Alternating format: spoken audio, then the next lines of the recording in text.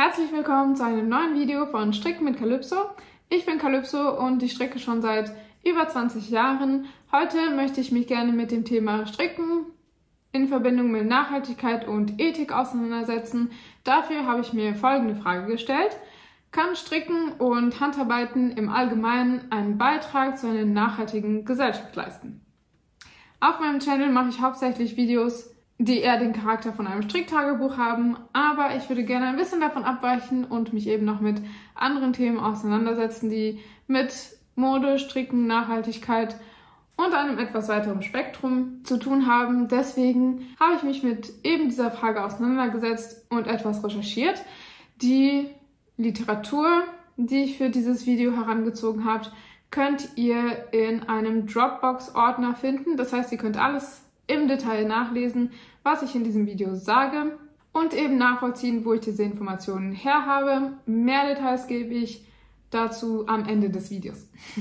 Also nochmal die Frage zur Erinnerung: Kann Stricken und Handarbeiten im Allgemeinen einen Beitrag zu einer nachhaltigen Gesellschaft leisten? Erstens möchte ich ein paar Fakten über die Modeindustrie loswerden, um einen Kontext zu schaffen.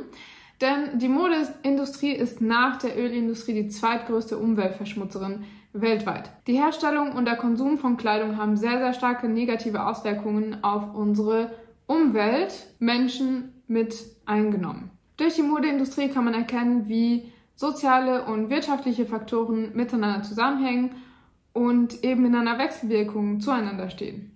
2023 hatte die Modebranche einen Wert von 1,7 Billionen US-Dollar. Das muss man sich erstmal vorstellen. Ich glaube, das ist sehr schwer sich vorzustellen. Und sie gilt als der zweitgrößte Wasserverbraucher weltweit und ist verantwortlich für 20% der globalen Wasserverschwendung. Die Bekleidungsindustrie verursacht 10% der globalen CO2-Emissionen. Das ist mehr als internationale Flüge und Seeschifffahrt zusammengerechnet. Im Schnitt konsumieren Europäer 26 Kilogramm Textilien und werfen etwa 11 Kilogramm davon jedes Jahr weg. Der Begriff Fast Fashion ist euch bestimmt nicht fremd und euch ist bestimmt auch nicht fremd, dass die Modeindustrie von der Fast Fashion weitestgehend dominiert wird. Was ist Fast Fashion? Trotzdem kurz als Erinnerung. Fast Fashion richtet sich an ein sehr breites Publikum, insbesondere an trendbewusste Verbraucher, die schnell modische und erschwingliche Kleidung suchen. Fast Fashion verleitet zum Überkonsum, weil es eben einen dazu motiviert, jedem Trend nachzugehen und auch sehr oft seine Kleidung zu wechseln. Im ersten Moment scheint Fast Fashion für den Konsumenten sehr attraktiv, wegen der günstigen Preise. Aber wenn man etwas genauer hinter die Kulissen schaut, dann kann man sehr, sehr schnell feststellen, dass der Preis für diese Kleidung von anderen Schultern getragen wird und nicht vom Endkonsumenten. Anders gesagt bringt dieses Geschäftsmodell schädliche ökologische, soziale, wirtschaftliche und sogar kulturelle Folgen mit sich. Eine kulturelle Folge wäre zum Beispiel das Phänomen der kulturellen Aneignung, aber das Thema möchte ich heute aus dem Video rauslassen. Vielleicht werde ich mich später irgendwann damit auseinandersetzen, das kann ich jetzt noch nicht genau sagen. In diesem Video möchte ich mich eher mit den anderen Aspekten auseinandersetzen.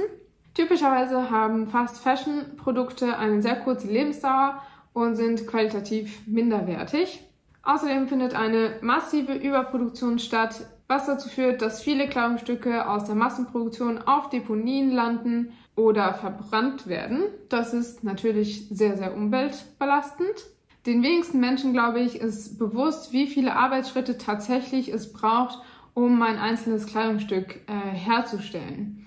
Und den allermeisten ist auch nicht bewusst, dass die meisten dieser Arbeitsschritte, um zum Beispiel eine Hose herzustellen, von Menschen vollbracht werden, also von menschlichen Händen. Westliche Modeunternehmen lagern einen Großteil ihrer Produktionsstätten in Ländern mit niedrigen Löhnen und fragwürdigen Arbeitsbedingungen aus, um die dortigen Arbeitskräfte auszunutzen und auch Umweltvorschriften zu umgehen.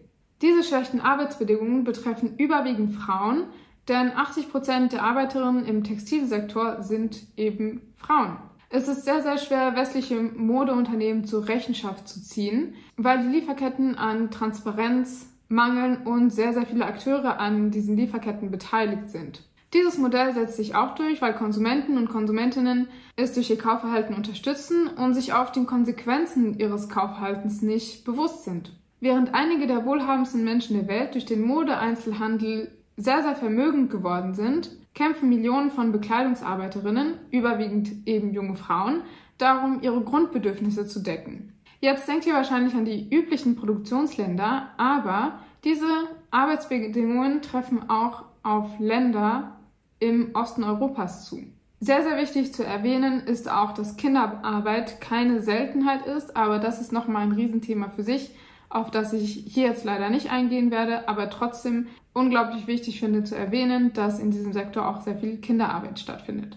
So, den unschönen Realitätscheck haben wir jetzt gemacht. Ich möchte euch jetzt im Folgenden 2 Modelle vorstellen, um das Ganze etwas herunterzubrechen. Dazu füge ich euch eine Grafik hier ein für ein besseres Verständnis.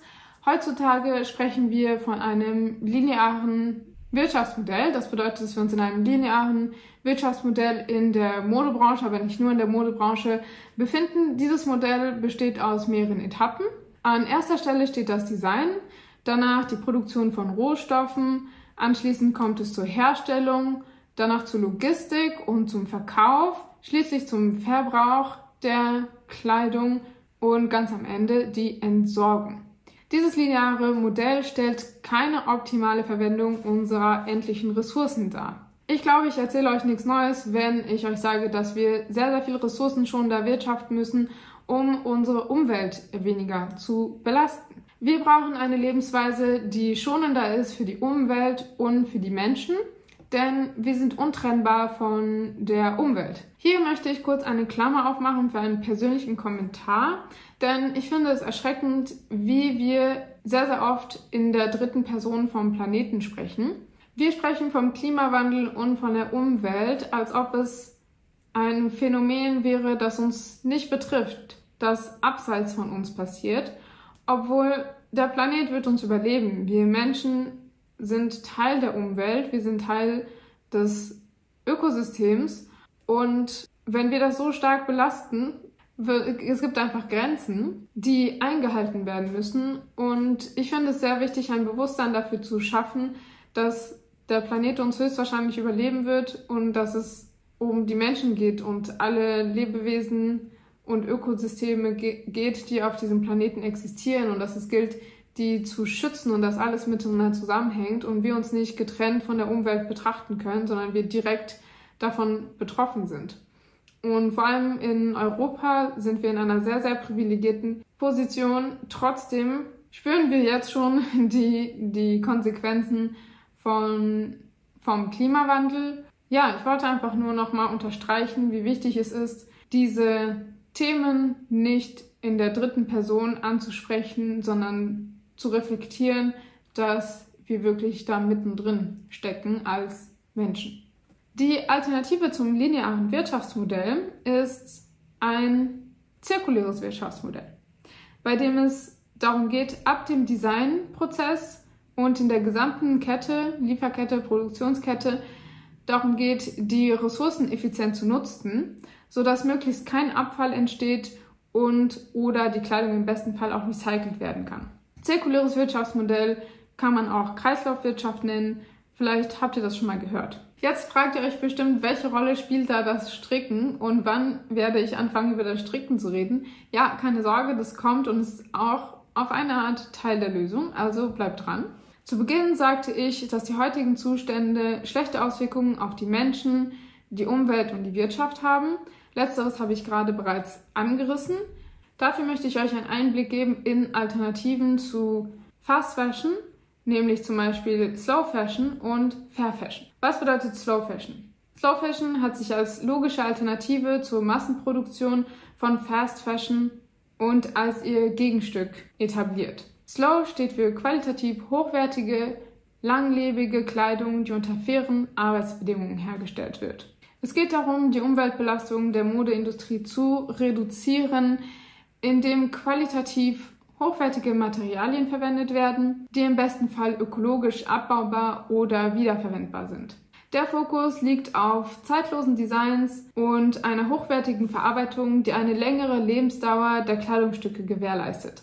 Slow Fashion hat den Anspruch, das Konsumverhalten durch mehr Bewusstsein zu beeinflussen und regt auch dazu an, auf Qualität statt auf Quantität zu achten. Transparenz wird bei Slow Fashion groß geschrieben. Das heißt die Offenlegung der Produktionsprozesse und der Herkunft der Materialien, um das Vertrauen der Verbraucher zu gewinnen. Andererseits aber auch, um Modeunternehmen zur Rechenschaft ziehen zu können, wenn Verstöße gegen die Menschenrechte oder gegen die Umwelt passieren. Sehr gut komplementär zu Slow Fashion finde ich den Bereich von Fair Fashion. Ein wichtiges Stichwort bei Fair Fashion ist Menschenrechte. An dieser Stelle möchte ich eben gerne auf faire Arbeitsbedingungen eingehen. Achtung, es gibt mehrere Definitionen von Fairness. Wie bei den meisten Dingen gibt es immer mehrere Definitionen, Perspektiven und Ansichten.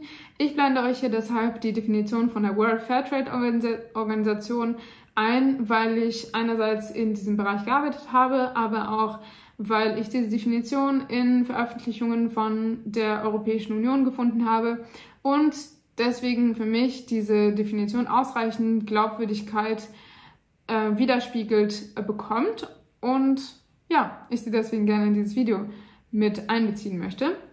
Ich blende euch die Definition hier ein, sie ist jedoch auf Englisch, deswegen würde ich gerne die wichtigsten Punkte einmal hier auf Deutsch festhalten von Fair Fashion oder Fair Trade. Also erstens, Wirtschaften auf Augenhöhe mit den Partnern. Wichtig ist auch die Transparenz und Respekt beim Wirtschaften. Drittens spielt Gerechtigkeit natürlich eine zentrale Rolle. Viertens auch die nachhaltige Entwicklung und fünftens auch, dass man die Rechte marginalisierter Gruppen gewährleistet. Im fairen Handel oder im Bereich des Fairtrades wurden 10 Prinzipien definiert, die ein wenig an die Sustainable Development Goals von der UN, von den Vereinten Nationen erinnern. Die möchte ich euch hier auch kurz einblenden, damit ihr einen Eindruck davon haben könnt. Aber ich möchte nur auf die Nummer 4 eingehen, denn sonst wird das hier zu langweilig. Und das Prinzip Nummer 4 ist eben Fair Payment, denn hier geht es mir vor allem darum, auf die Menschenrechte einzugehen. Fair Payment bedeutet faire Bezahlung. Eine faire Bezahlung wurde durch den fortlaufenden Dialog und die Beteiligung von allen betroffenen Akteuren einvernehmlich ausgehandelt und vereinbart. Eine faire Bezahlung muss aber auch vom Markt tragbar sein. Und es gilt auch ganz wichtig, gleicher Lohn für die gleiche Arbeit. Das heißt, es gibt keine Unterscheidung zum Beispiel aufgrund des Geschlechts. Das Ziel ist immer die Zahlung des lokalen Existenzlohns. Eine faire Bezahlung setzt sich zusammen aus fairen Preisen, fairen Löhnen und lokalen Existenzlöhnen. Sie basiert auf transparenter Preisgestaltung und umfasst einen fairen Gewinn. An dieser Stelle ist es wichtig, zwischen Existenzlohn und Existenzminimum, das heißt dem Living Wage auf Englisch und dem Mindestlohn zu unterscheiden.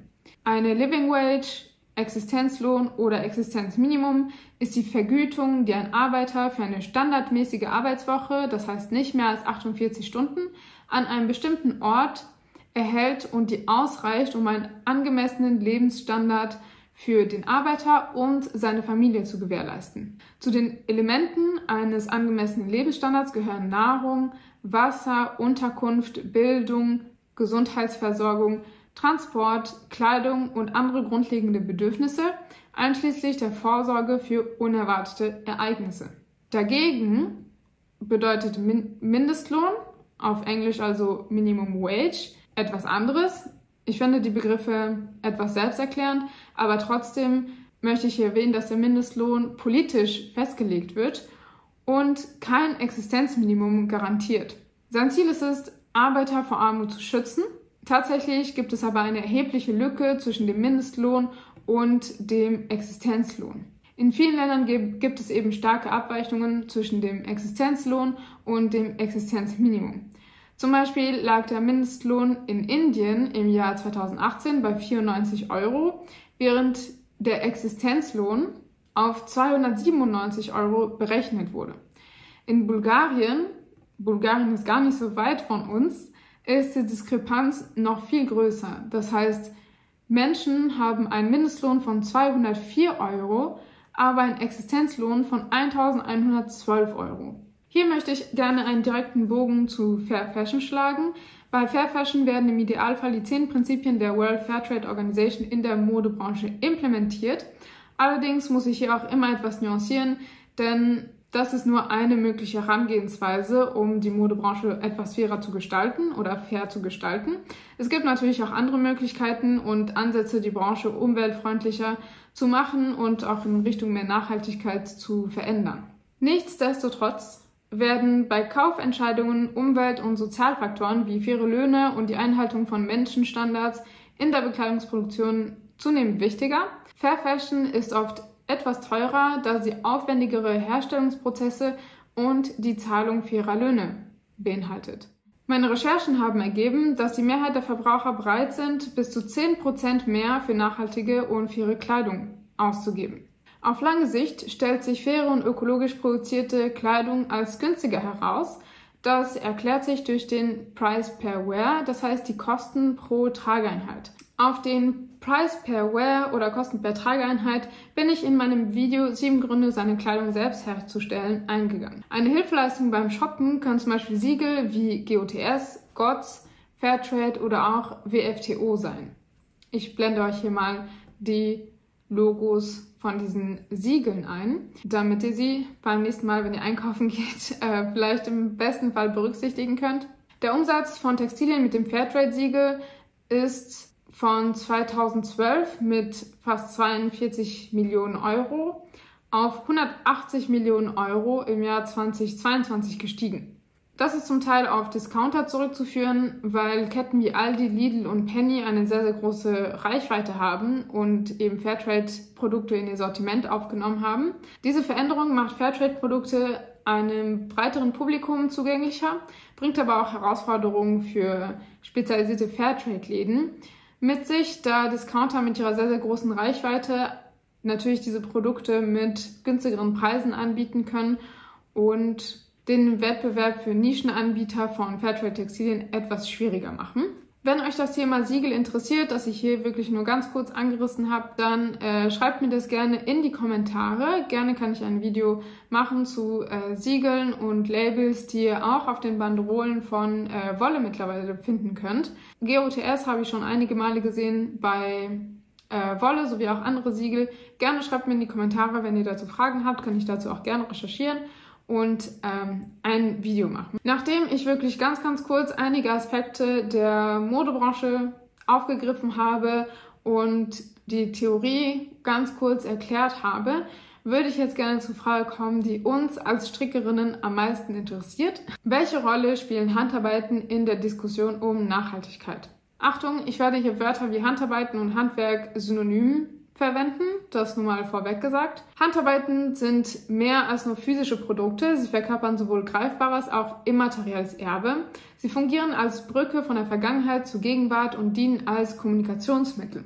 Handarbeiten sind einerseits wichtig, um Techniken weiterzugeben an kommende Generationen, aber auch Erzählungen, die den Menschen helfen, ihre Identität zu finden. Handarbeiten repräsentieren also Traditionen und Kulturen.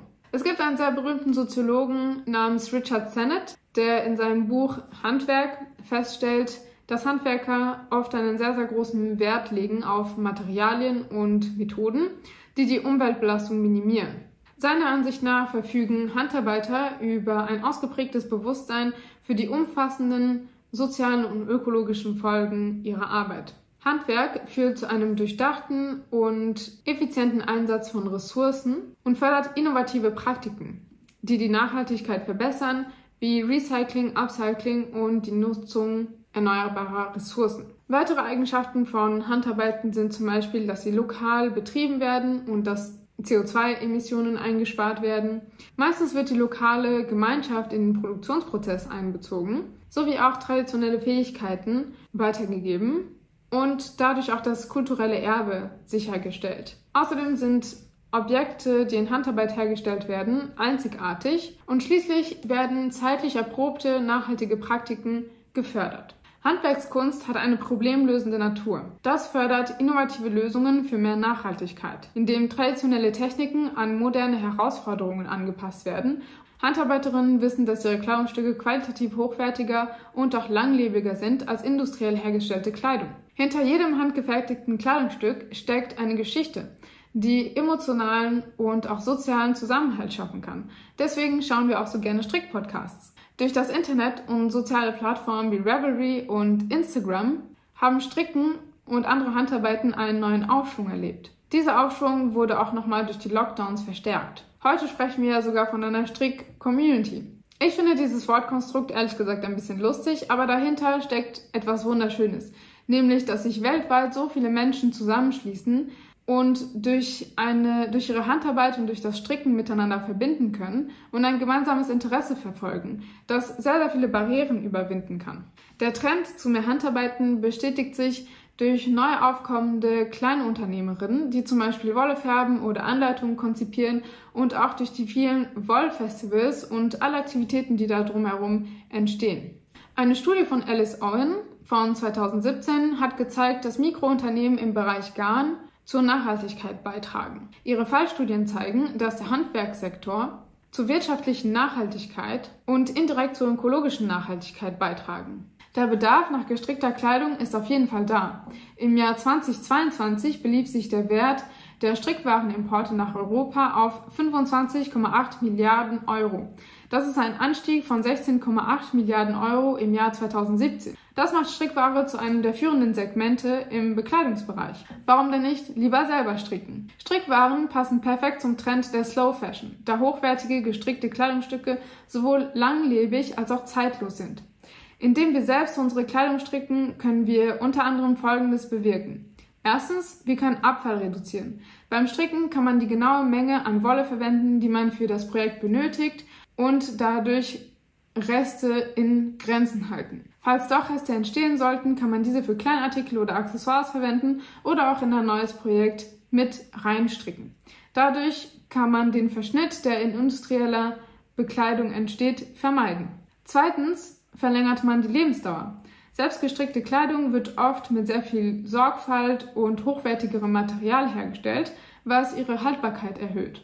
Da man die Stücke selbst pflegt und repariert, können sie viel länger getragen werden als Massenware, die oft wirklich viel schneller verschleißt und ersetzt werden muss. Drittens, beim Selberstricken kann man nachhaltigere Materialien verwenden, denn man hat selber die Wahl, welche Materialien man verwendet. Man kann umweltfreundliche und nachhaltige Garne verwenden, wie zum Beispiel Bio-Baumwolle, Merino-Wolle aus verantwortungsvoller Tierhaltung oder auch recycelte Garne wählen, anstatt von synthetischen Fasern, die unter Umständen umweltbelastender sein können. Viertens, durch das Selberstricken werden Transportwege reduziert. Durch das Stricken von Kleidung zu Hause entfällt der Transportweg für industrielle Kleidung, die oft internationale Strecken vor und nach dem Gebrauch zurückliegen. Das reduziert den CO2-Ausstoß, der durch den Transport und die Logistik verursacht wird. Fünftens, bewussterer Konsum und ethische Verantwortung. Selbstgemachte Kleidung fördert einen bewussten Konsum und ethische Verantwortung, da man keine ausbeuterischen Arbeitsbedingungen unterstützt, die oft mit der Massenproduktion verbunden sind.